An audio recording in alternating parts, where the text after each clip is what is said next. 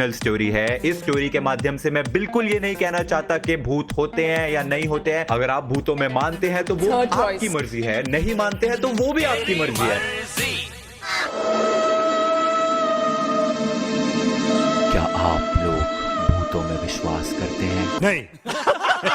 अच्छी बात है, मैं भी नहीं करता। भाई जब विश्वास ही नहीं करते तो भूतों पे वीडियो क्यों बना रहे हो? एक्चुअली क्या है ना, आज से पहले मैंने जब इस चैनल पे भूत से व्यूज बाबू भैया व्यूज। आज का स्टोरी टाइम थोड़ा सा अलग होने वाला है। अबे ऐसे कैसे बोल रहे हैं, ढंग से बोलना। माफ करना, इधर उधर निकल जाता हूँ।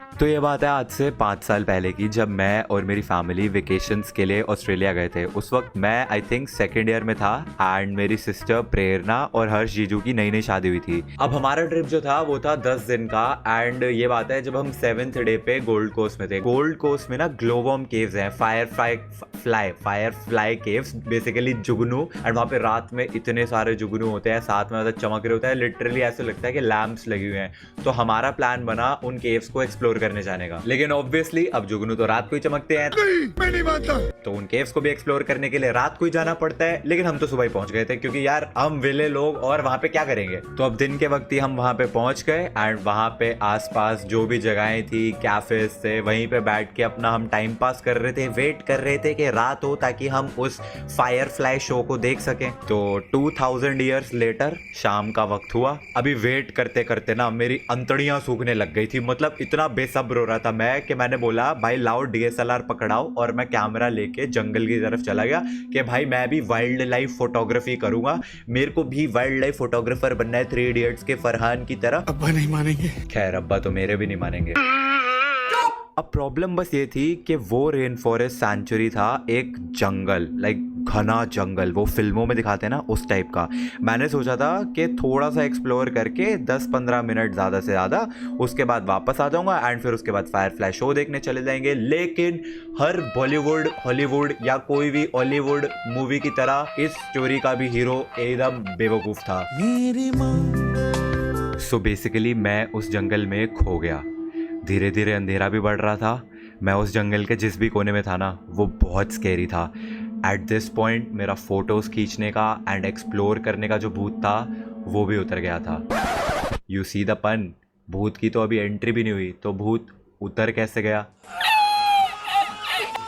आई am suppose to make this scary. ऐसे फालतू के जोक मारता रहूँगा तो अभी सीरियस एकदम भूतिया माहौल के साथ। वहाँ पे एकदम डेड साइलेंस थी।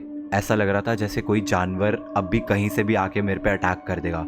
लेकिन जो मेरे साथ हुआ वो मैंने कभी भी नहीं सोचा था। बाहर का रास्ता ढूंढते ढूंढते मुझे एक पर्पल कलर का पेड़ दिखा, तो मैं उस पेड़ के पास गया और उसकी पिक्चर्स क्लिक करने लग गया, क्योंकि यार कभी लाइफ में पर्पल कलर का पेड़ देखा ही नहीं था। लेकिन मैंने क्लिक करने के बाद जब वो पिक्चर्स देखी तो पेड़ के पीछे एक अजीब सी शैडो थी उसमें।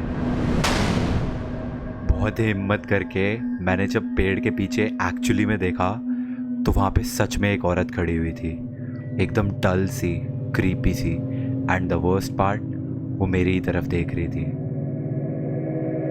थोड़ी देर के बाद वो पीछे की साइड जाने लगी। मुझे बहुत अजीब सा लग रहा था, लेकिन मुझे लगा यार शायद वो भी बाहर जा रही होगी, तो अगर इसके पीछे पीछे मैं जाऊँगा तो मैं भी बाहर पहुँच जाऊँगा। सो आई स्टार्टेड फॉलोइंग हर। मैं उनके पीछे पीछे चलने लग गया। 1-2 बार आवाज़ लगाई मैंने, पर वो आगे आगे ही चली जा रही थी। थोड़ी देर तो मैं उनके पीछे चलता रहा, उसके बाद मैं थक गया एंड मैं एक जगह पे रुक गया। मेरे रुकते ही वो औरत भी रुक गई एंड धीरे से वो मेरी तरफ पलटी और 2 मिनट तक वहीं खड़ी मुझे घूरे जा रही थी।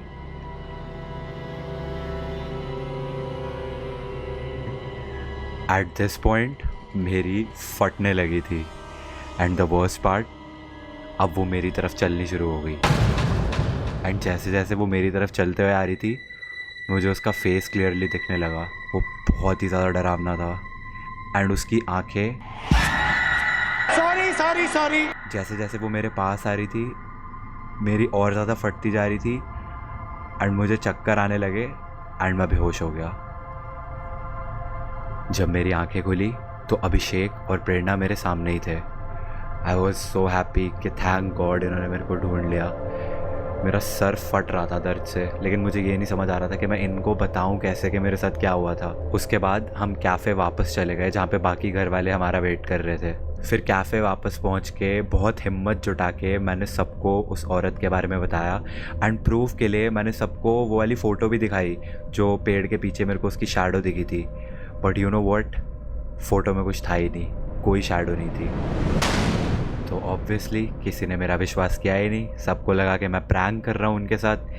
लेकिन जब इसके बाद हम फायरफ्लाई शो देखने जा रहे थे तो हमारे गाइड ने हमें बोला कि सब ग्रुप में चलना और कोई भी अकेले मत जाना, क्योंकि वहाँ पे कई जानवर हैं एंड पैरानॉर्मल चीज़ें भी विटनेस की गई हैं। ये सुन के मेरी और ज़्यादा फट गई। मुझे उस टाइम तो वो चमकते जुगनू भी, उनसे भी डर लगने लग गया था।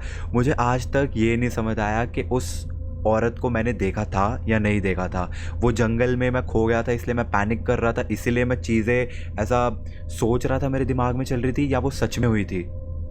एंड अब इससे पहले कि कोई मेरे ऊपर वीडियो बना देखे, ट्रिगर्ड इंसान एक्सपोज्ड, झूठी भूतिया कहानी सुनाई इसने। मैंने वीडियो के स्टार्ट में भी बोला था, मैं एक बार फिर से बोल रहा हूँ, ये एक फिक्शनल वीडियो है। मीनिंग मैंने एक स्टोरी लिखी थी। मैंने सोचा था कि जब मैं एक दिन बॉलीवुड में बहुत बड़ा डायरेक्टर या प्रोड्यूसर बन जाऊंगा तो ये स्टोरी पे मैं मूवी निकालूंगा।